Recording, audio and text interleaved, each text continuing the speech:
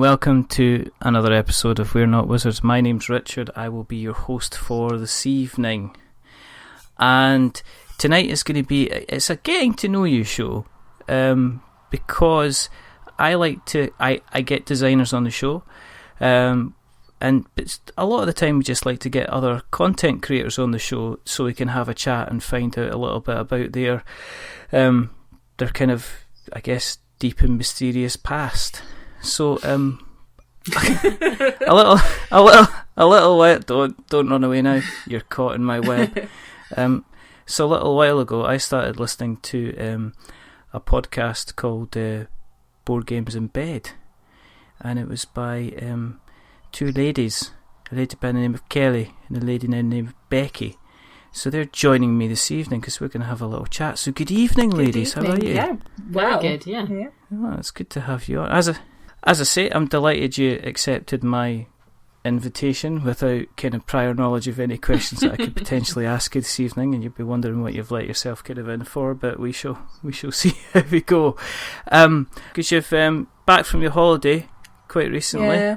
It already feels a long time ago. Yeah, forever ago. Yeah. back to... Because that was like your honeymoon. Yes, yeah. We went off around America, so that's quite nice. But now we're back and everything's back to normal. Normal routine, normal jobs, normal chores. But that's why we have to keep going back to the pictures and the videos to remind ourselves.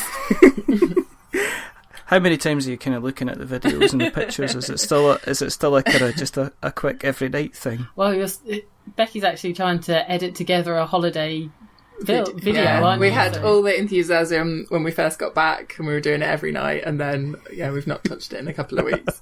So that'll probably take about a year to do. I know, and the worst thing about it is that you'll be like, oh, I wish we could go on holiday again, and then Facebook's going to remind you of all the fun times that you have. Yeah.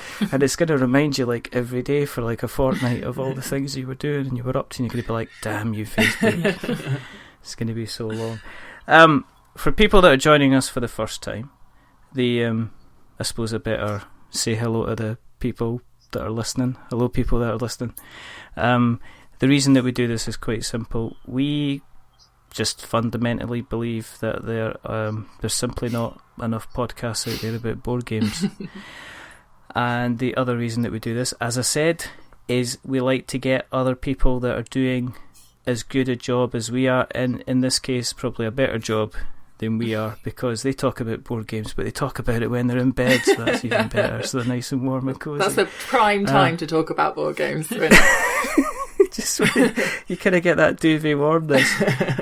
But I have obviously got a couple of questions about how you manage to. Do you have like one of those tables? You know, like you have in a hospital kind of table that comes over the top of the bed to play? Or... We don't.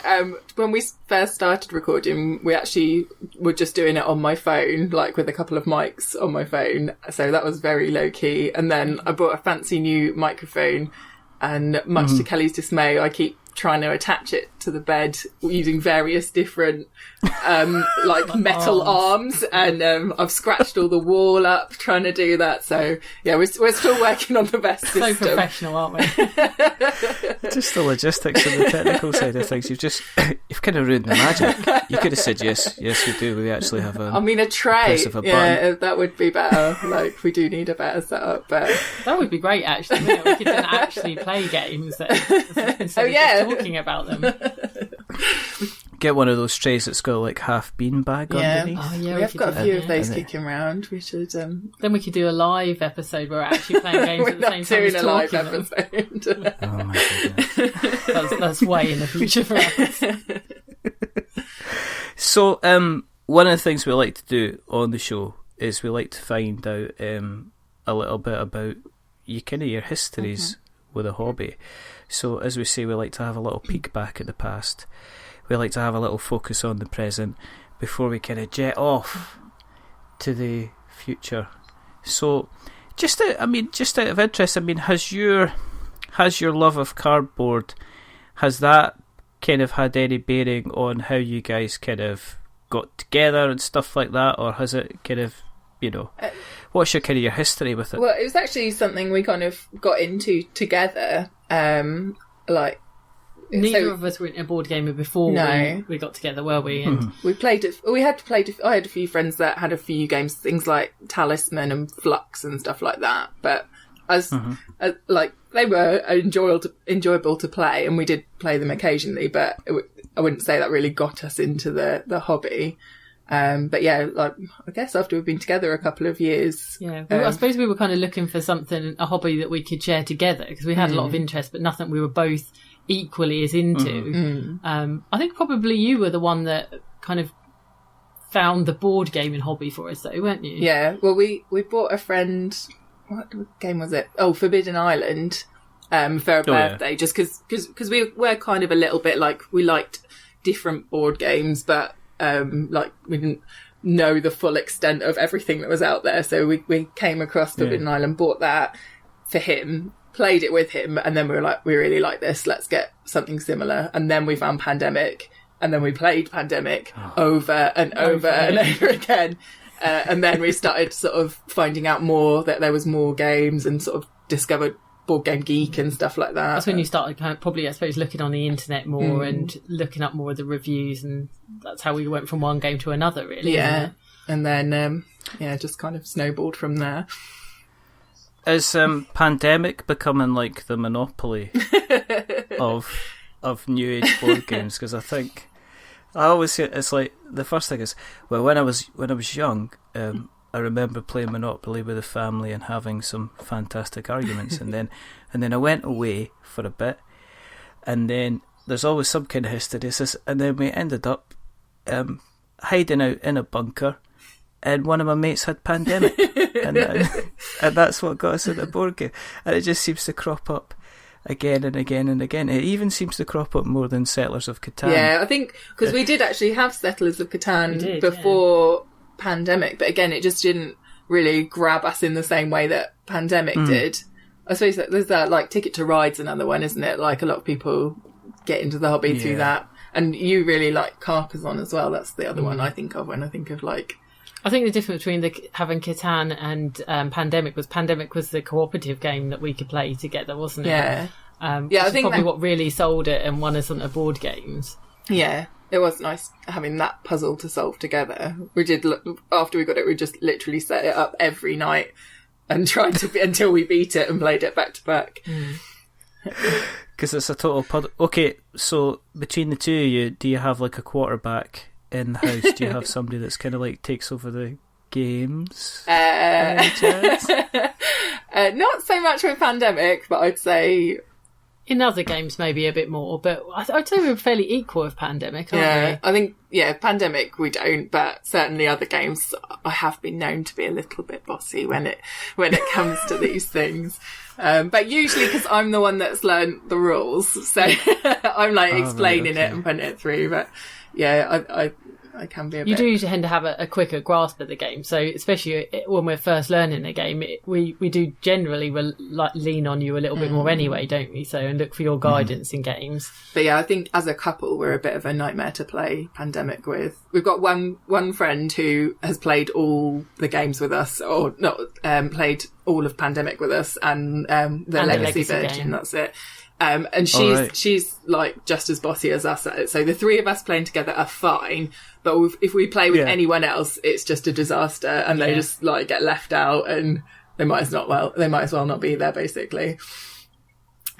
Who's your go-to characters in kind of like vanilla Pandemic? Do you have? We always tend to do it random, but if we draw the quarantine expert, then we're just like, oh, not quarantine, contingency planner. There's always a groan if someone's the contingency planner, but we do very much have the go-to. We always go scientist, medic, is it operations expert? Yeah, that's our dream team. Yeah. When we get those characters, we're happy. But yeah, we try and do it random. But more as a challenge to ourselves. It's kind of like, because we played so many now, if we want to like make it a bit harder, is the epidemics or pick some characters we wouldn't normally play with, and that's what makes it a bit more difficult for us. Yeah, it depends on the mood of the time, doesn't it? Because sometimes I don't like to play Pandemic because I'm thinking I'm potentially going to lose this. I can scrape by in other games and I don't mind it, but Pandemic is so utterly cruel sometimes that you think, yep, just I'll just go into Atlanta and no, everybody's now dead. It's fantastic. Thanks for that. Do you have? Would you say you've got kind of differing game tastes between the two of you? Is there kind of like, are you kind of like a, you know, is Becky like a Euro, Kelly like sort of Ameritrash? I mean, are you both a big fan of worker placement? I mean, do you have kind of differences in your kind of your main tastes that you like to play? I would say our main tastes would because we mostly play the games where our tastes overlap, it doesn't feel too different. Like there's certainly games that I like, a few heavier games that I like that Kelly is less interested in, and similarly there's some games that you don't like, the higher sort of random ones. Or the flip side, there's a few more lighter games that I probably prefer that you are less keen on. Yeah. I think I tend to like a worker placement game, whereas I don't think that's as high on your list. I like a worker placement game. You like every type of game, to be fair. You just have different levels of like. Yeah. But, I just feel like I'm tripping around the marriage kind of minefield at the moment. I'm just like, this area, this worker placement area looks fine. Oh no, he's lost an arm. But I mean, how are you big buyers? I mean, because you do get some people that say, right, I'm gonna keep myself to one game a month. Are you generally always kind of regularly picking up and playing games? Because what you say in your podcast is you, correct me if I'm wrong, it sounds like you get a loan of a lot of games from places. Not that many, really. We do try and we try and go to like board game cafes and stuff, although there is none in Norfolk. Like we have to travel quite far to get to one. But yeah, we have a number of friends who are into the hobby, yeah. so we tend not to buy stuff we know other people have got. So we do a fair bit of sort of sharing round amongst our kind of board gaming friendship group, and play games that way rather than having to buy them. But I think we've still got we've got a reasonable collection, I suppose, and we're still working through those in terms of what we've talked about on the podcast. Yeah, on the podcast, we're sort of like, it's making us play some of our like older games that we'd maybe not, so we might be like, oh, what should we play? And we'll be like, well, we've not talked about this on the podcast, let's get that out for a game. So it has been quite good for making us play some of our older games. But yeah, I think if I was left to my own devices, we'd buy a lot more games than what we do. But... You would definitely have one a month, wouldn't you? But this is something I think we talked about one of the podcasts. Like, I'm the one that very much restricts and monitors our board gaming purchases. And it's kind of the weighing up. It's not always just the cost as well, it's the space. I'd say that's a bigger concern. We've not got the biggest house. No, I think it's amazing how much your house becomes a TARDIS when you start to bring in the cardboard. So you go, do you know what? You can actually, and you measure furniture by what you can fit in. You know, that's that definitely, I don't know about you, but that definitely looks like a potential, that's a Carcassonne size box, that is. Where is this? We're lucky enough that Kelly's dad's a builder, so he was able to build us some shelves in our alcoves, and we've spaced them like box height apart, so we can fit them all in, like as many in as neatly as possible. But it was going to be one side of the alcoves was for the board games and the other side was for books, and then slowly the board games are creeping over into the book side. It started off like we were like, oh well, then the party games aren't the proper games, they can go on the other side with the books, and then exactly. Do you need your signed first edition Philip Pullman, his Dark Materials trilogy? No. It's like photo albums, they're first to go. They're now up in boxes. Don't need them anymore. So I think I know we're like looking around the house, like where can we fit a bookshelf? Like it's either that or say you don't like your shoes, do you? You don't really. You only need 2 pairs of shoes. You don't need all these shoes. You don't need these covered issues. Kelly's nodding enthusiastically, but not because of making more space for board games, just because she thinks I've got too many shoes. Get rid of shoes as well. It's when you're googling how to dry proof a shed. Because I've seen these guys that have got like their, here's my built the new kind of man cave extension, and what they've done is they've done the old garage conversion which you get nowadays, and what they've done is they've emptied everything out and they've completely filled it up with Kallax kind of shelving instead, and you're just like, you're either meant to have a train track going on here, or you're meant to have a vintage car. And he's like, that, no, look. Yeah, my parents have recently built like a big shed. Summer house. It's a summer house, I call it, a shed to wind them up down the bottom of their garden. And I'm like, could we get one of those for our house? Yeah, like, that would be pretty cosy. Yeah, there's a lot of space here, bigger than our living room. Could we have a summer place for the board games? Could you have summer board games? This is and what would you keep there? This is we've got Tokaido there, and we've got viticulture. Or well, sometimes we bring viticulture into our house because it is a summer as well as a winter game, depending on how you get it play it. Do you, and kind of like in. I mean, how many games have you got? Are you getting to the point where it is kind of like 40, 50, We're 60? About 110, maybe 120. I think that's where we're at the moment. I would have guessed somewhere around that. That's for everything from the really little box games to the big box. Yeah, I think that's roughly where we're at. But I think realistically, like, that's a good enough size collection to make sure everything does get played at least once a year. That's my goal, that everything gets played at least once a year. And then if it doesn't, then we look at it and think, do we still really need this in our house? Because you're fairly prolific. I mean, on the podcast, there's not a week goes by. It's not like, I mean, even if you're saying, well, we had a really, really slow week this week. We only managed to play, 15 games this week or something like that. It's even when you came back, we were doing your trip to America, and I'm going to plug this now and say, if you're not listening to Board Games in Bed, then what are you? Pause the podcast right now, exit out this podcast, go into your search facility bit and go and search it, because they do a lot more interesting stuff than what I ever talk. It's like talking about on the plane, saying, what kind of games could we get going on? And it was the fact that you'd even managed to plan that out. I'm just sitting there going, what am I doing? That was the top of your list, wasn't it? Things to do for holiday. What games can we take? What games can we play on the plane? Yeah, I think less got played than what I intended, but I mean, we did have an amazing time. That's why. But before we were leaving, I was like, even looking up, like, are there any board game cafes in the places we're visiting? And Kelly's like, no, we're not going to any board game cafes. It's our honeymoon. The funniest thing was, you're rating the rooms in the hotel based on whether or not you could actually play games. And you went, what about this hotel? That was okay. The one over here, we didn't like that because they only had one table that you could only fit a single board on, but the one on here, and you're not actually mentioning like, oh yeah, well the food was rubbish. What do you got? Oh, we got dry tacos and bread, and they threw water at us whenever we went past them. But the size of the table in that place was and it was a felt top, so the cards didn't even slip. And that's what it was you'd had gone pure board gamer.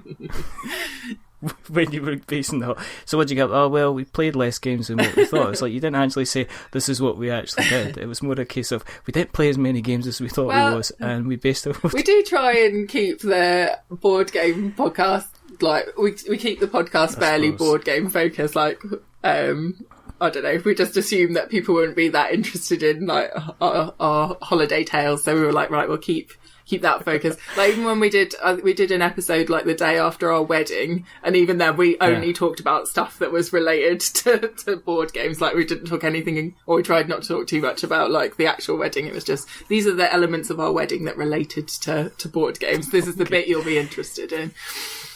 Was there a theme at the wedding? It wasn't board games. It was like a village fete type thing. But we did have we had lots of big outdoor games and stuff like that, and we had meeples on our cake and things like that. So it snuck in. Yeah. It snuck in. Do you getting people to actually roll a dice to decide which table they sat at? No, but we did give all our guests a little secret mission that they had to complete. I was only joking. So on the back of their name place, they had to. Everyone had like a little secret thing that they had to do without anyone else realising what they were doing. So that was quite amusing. Yeah, but yeah, that had to sneak in. There was no way we couldn't do it, but we didn't want to make it all like. We were like super board gamey. So, well, it's your wedding, so you could have done what you wanted, really. I mean, we had plenty of board gamers there as well. Yeah. So, a lot of people would have appreciated the board gaming theme, touches. I think. Yeah, and all the little touches. Just the little nods. Is there anything you're playing at the moment that you're finding a lot of fun just now? We've been into Star Realms for a long time, but we've just sort of discovered the app. And that is we're just playing that constantly, pretty much, on our iPhones at work and stuff like that. So it's definitely still Star Realms. Actual board games, though, I think we've played Biblios quite a bit just recently, haven't we? Yeah. Because we've been trying that out with some different people. Like we've played with family just recently, and some like our lunchtime board gaming groups and different friends and that. We've been trying that out, haven't we? Yeah. Yeah, that's been making the rounds. But yeah, we need to get into a few more of the bigger games. Like we did just recently play Dead of Winter. Yeah, we spent it on Sunday doing that. What did you think of that then? Oh, that was good. It was grueling, but it was pretty good. Although Kelly thinks it was too easy for. It was too I think easy. like I constantly find myself thinking we must have played something wrong because it felt like it should have been harder. I suppose I was comparing it to when we played Battlestar Galactica, and sometimes you just feel like you're not getting a break and everything's going against you. Whereas I didn't feel that so much playing Dead of Winter. I felt like it was tough, but we were kind of just managing all the time rather than the game really like being brutal to us. I think it helped that we didn't have a hidden betrayer like that. That made it a lot easier. Oh yeah, I think that would have been the turning point on it, wouldn't it? But it was quite apparent quite early on that we were probably all good players, weren't we? And it's the dice rolls as well, because I've seen people getting wiped out in Dead of Winter within the first like half hour, 45 minutes, just because everybody's rolled the dice incorrectly, got bitten, wiped out their characters, failed the mission, the morale's just dripped to zero, and everybody kind of goes home crying. But if you get a kind of a good run at it, especially if you get the dog. Oh well, actually, we got really lucky on those because I think we only in the whole game, and we were playing like a 10-round full-on game. We only rolled one bite, I think, the whole time. Yeah. But so we were super lucky on those on the exposure dice rolls. But yeah, and any other time though, like it could just go dramatically the other way, and it could just be wound, bite, or, and you suddenly find you've got like loads of characters have been killed off and morale's at one, and you don't know what you're going to do to get through the next round. I know, especially if your morale's getting to like kind of getting really close to kind of like zero, and then you look at like kind of Santa Claus. See, we were playing with the Long Night the Long Night version. Oh right, yeah. So we were playing with all the modules, and one of them you can like build improvements. So we'd built a DVD player. So every so often we were like throwing all the fuel into the DVD player and watching a film to cheer us all up. So I think we got a bit of morale back on that. Yeah. But I wonder what you would watch. What are you watching the zombie apocalypse? No idea. I don't know. No idea. We also had a generator playing Thriller for a couple of rounds, didn't we? So that was to distract the zombies away. It's only if you're standing up and dancing at the same time that you've got kind of people to kind of worry about. Do you have the expansions? Because we glossed over Star Realms, and are you playing Star Realms online? So we've been playing on our app, on the iPhones. Yeah, I've played a few online games, and it's just proved to me that I'm nowhere near as good as what I thought. I want to go back to just playing the card copy with Becky, because then I had a fairly good win ratio. But I've been doing terrible online at playing actual other people other than Becky, so that's been a bit of a reality check for me. See, I've been doing better online, because Kelly normally has been beating me every time, but now I've been playing other people. I'm like, oh, this is what it feels like to actually win a game every now and then.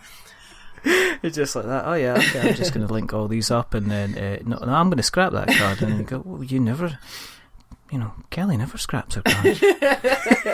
I've even been getting to the point where I've tried. Have you got your scrapping card rule right now, though? Oh, the bases. That was ridiculous. Yeah, that was quite embarrassing when our friend was just like, "What are you doing? Like, what are you doing with that base?" I was like, "Oh, we've only played 30 games of this. That's fine." Like. I must admit to, if it is confession time, because I am not one, I cannot stand in front of you and laugh at you, because when I was first playing Star Realms with my son, what it used to do, it used to say scrap a card in the trade roll, yeah? What it used to do is, if we had the rule, because we were stupid, we used to have the rule that if you scrap that card in that row, you then automatically gain the scrapping power as well. So he went for rounds where my son was like saying, he was just wiping me out, because when he got that power, he was like scrapping the cards that were like doing 6, 10, draw another card damage. So I'm like that going, this game's rubbish. He's like, beat you again. And it was only when it was, I think you mentioned it as well, it's only when you start playing the app that you realise that you're actually getting the rules either slightly incorrect, or you know what you're kind of doing.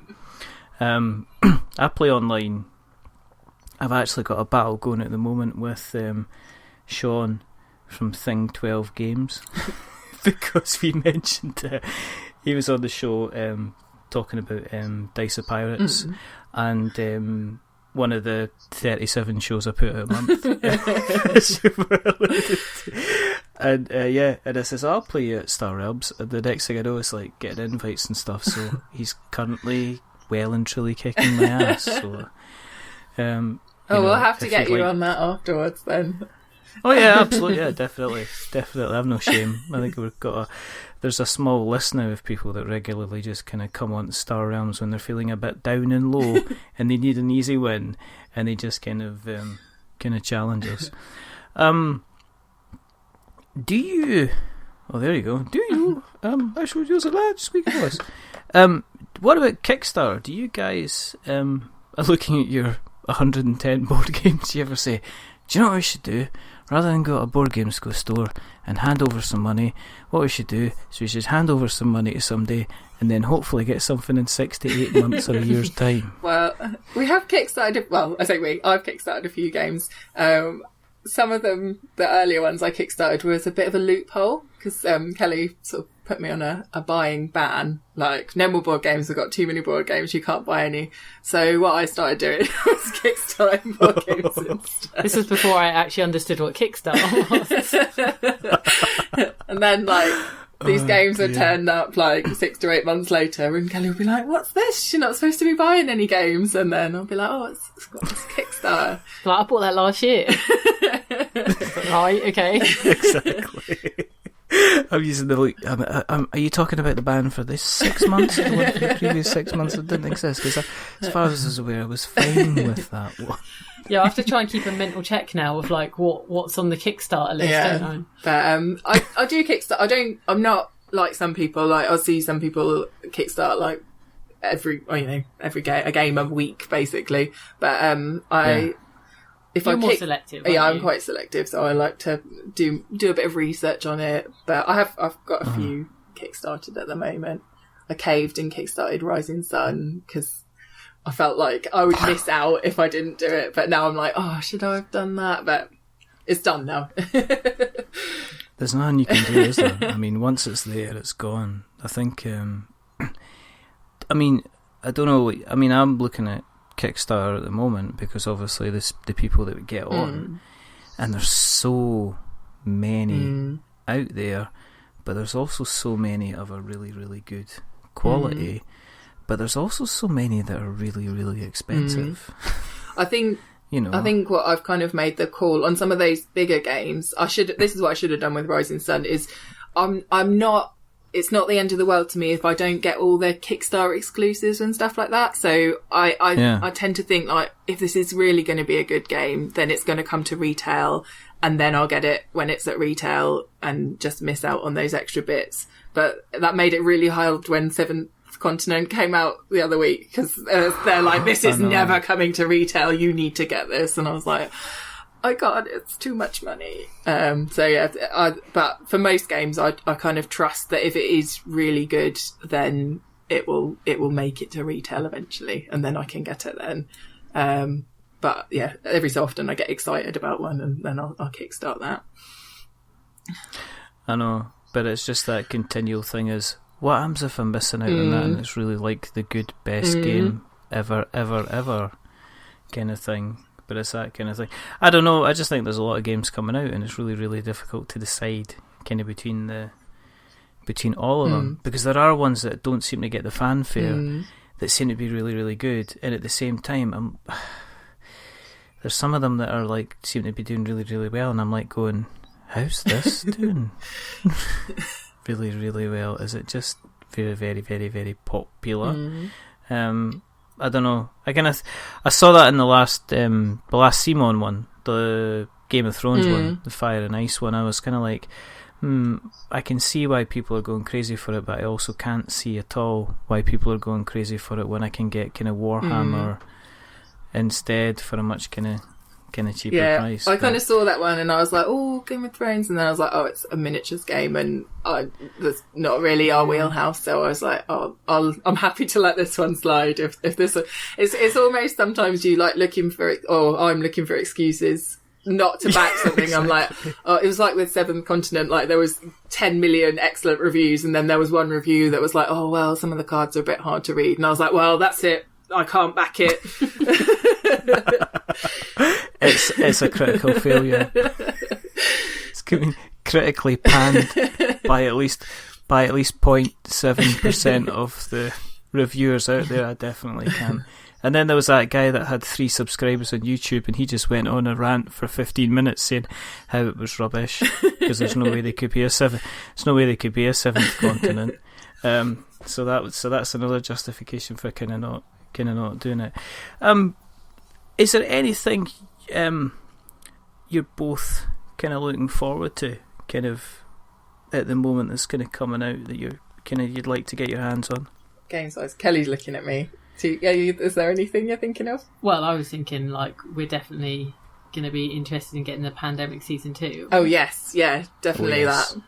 I think we'll get that, and because it's been quite a while and we haven't played a lot of Pandemic recently, so that'll be the kind of those pre-games up to it. So we'll probably play some of the regular game just to get heads back into it, and sort of get a feel for the game again before we play that. And I think we're also thinking of introducing a fourth person to our little sort of Pandemic Legacy group, aren't we? So we'll have to play some trial games with him and see how we get on. See if he cuts it and gets to get a level of bossiness right, you said earlier. Yeah, he might play one of the regular games with us and be like, no, I'm going back to my old group. Well, he can be quite the rogue player at times as well, so it depends whether we like his kind of style in a cooperative game like that.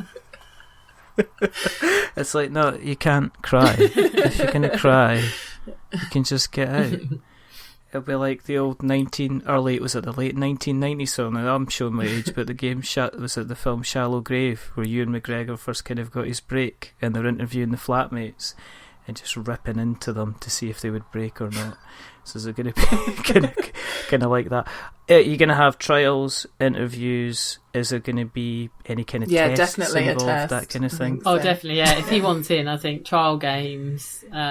He's particularly got a win over our. I'm thinking maybe a presentation. Well. Yeah, he'll need a presentation to win over Charlene. Yeah, PowerPoint, get that out. Yeah. You should just say just drop it in afterwards, an email 5 minutes before they come along, and you've got to do a bit in mime. To be honest, I think he would rise to the challenge, because he's really into his improv. Like, we went and saw him, so he would. I think he would love that, to be honest. Yeah. give him a 5-minute scene on Pandemic and he'd be fine. Yeah, but then you say, no, that's fine, but you've now got to act out a role all the way through the rest of the game in order to kind of pass the test and see how he gets on. With that. Anything else that you're kind of looking at the moment that you've kind of, The one of my Kickstarter ones I've been waiting for ages. It's the Fog of Love. I just want that to turn up, because I backed it ages ago because I thought it was a bit it looked a bit different and interesting, so I've backed that, and I've just been they release updates periodically, and I really want that game to turn up so I can play it and see what it's like. You just want the one it's all the collection of letters and numbers and said, this is the reference for the boat, and this is where you can find the boat, and then you can press a button and it takes you to a little flag that tells you where the boat is on the Atlantic Ocean or the Pacific Ocean or something like that, and you're like, yeah, there's the boat in my game. But yeah, I don't think there's anything more frustrating than that, than you saying it starts off with, sorry for all the silence, guys. Yeah. It's like, all right, okay. So you couldn't write us a message then? No, you're too busy spending my money. Eh? Get it?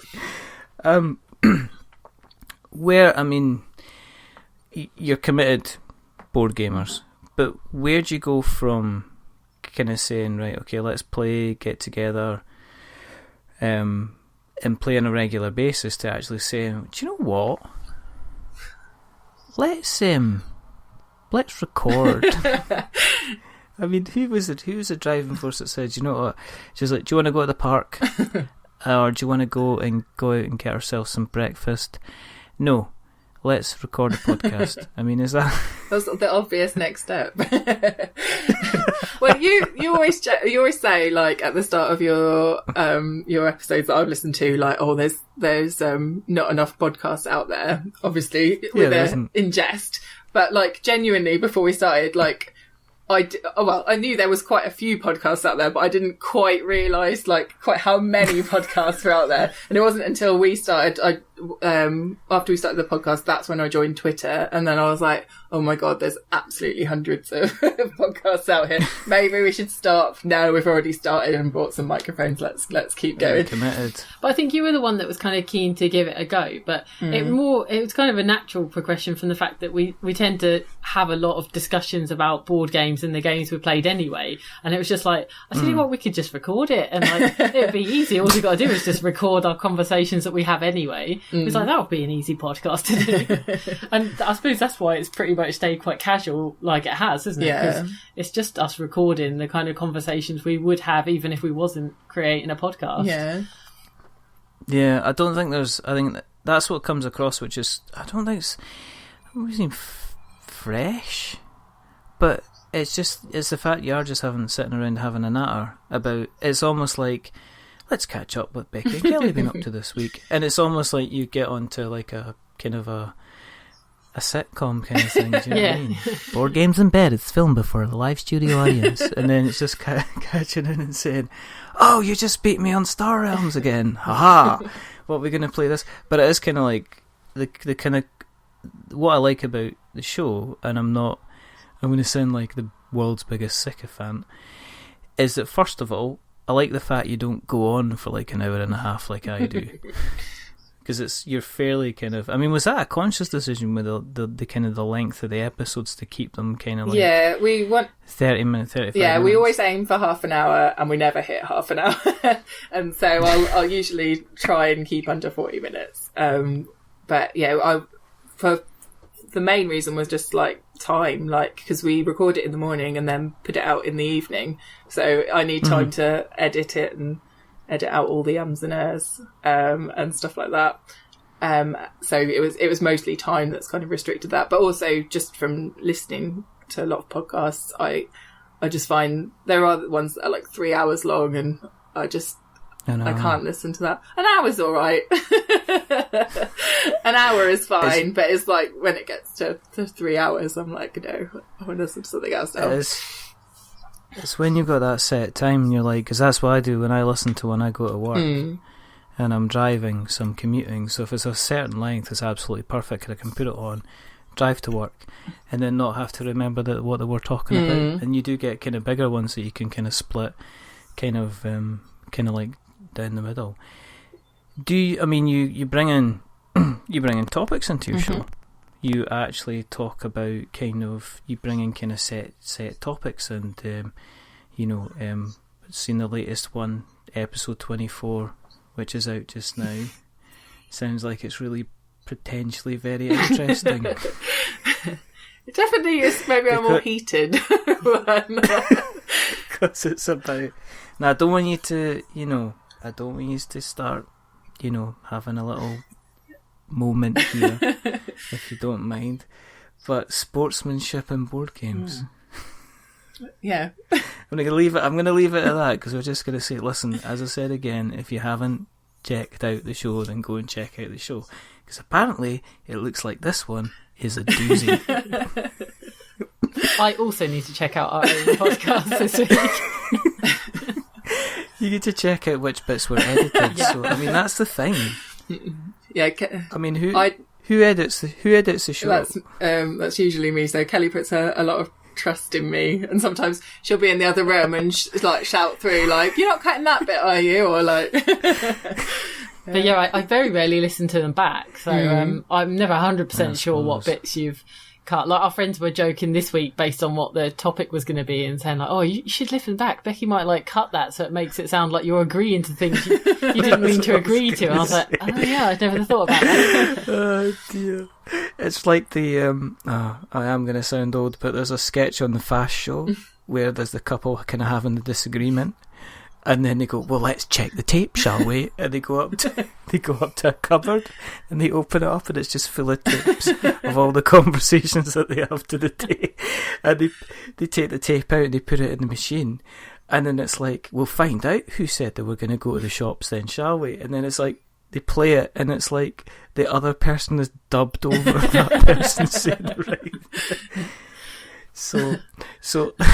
Basically, what we're saying here is that the final version of this latest episode might not entirely be what you were kind of expected it to be. Yeah, I'll definitely be listening. If comments start popping up from me, then that'll be the sign that maybe it wasn't what I was expecting it to sound like. You got to watch out, because all you know is there's a section on the PC which has just got sound bites of things that have been recorded. You go back and say, "I didn't say that." Oh, I think you'll find you did. Look at it this way.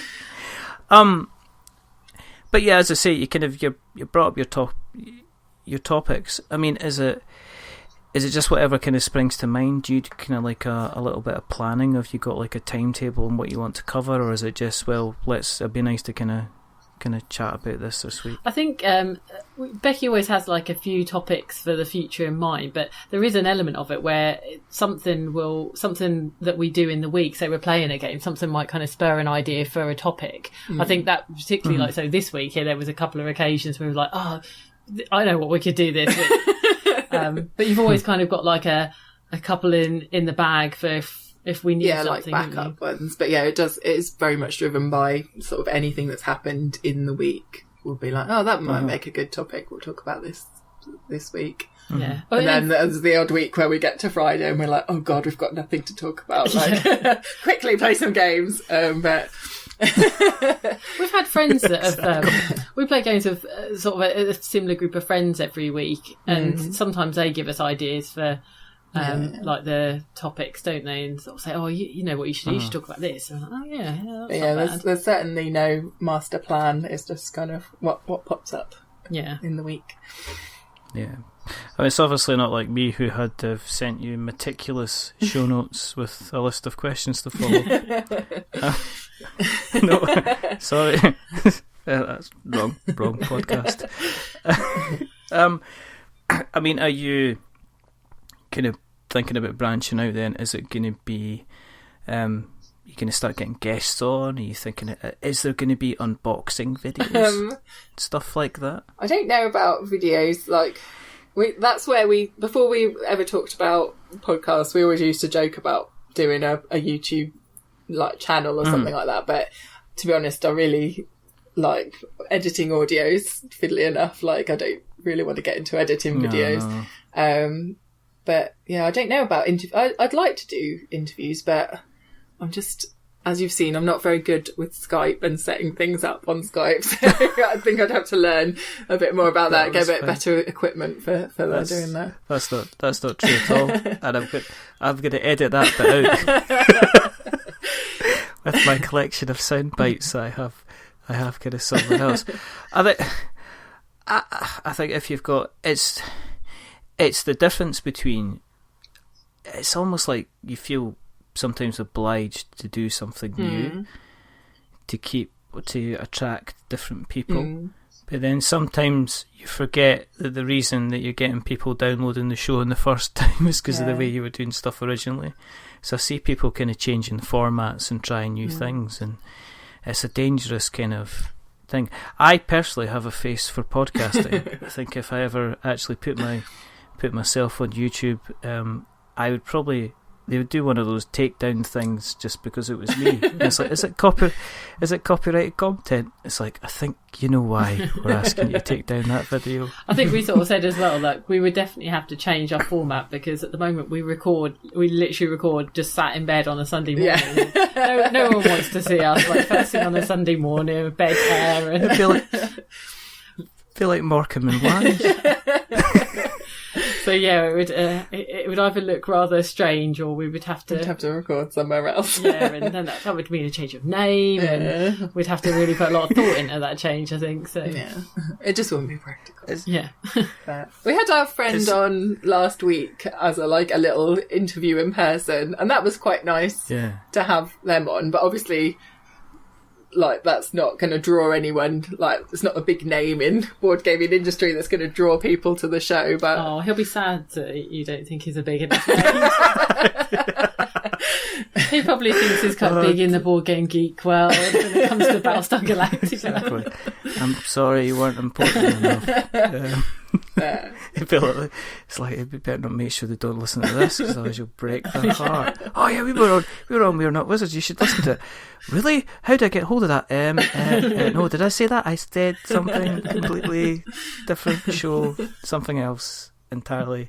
Bye. In terms of, as I say, in terms of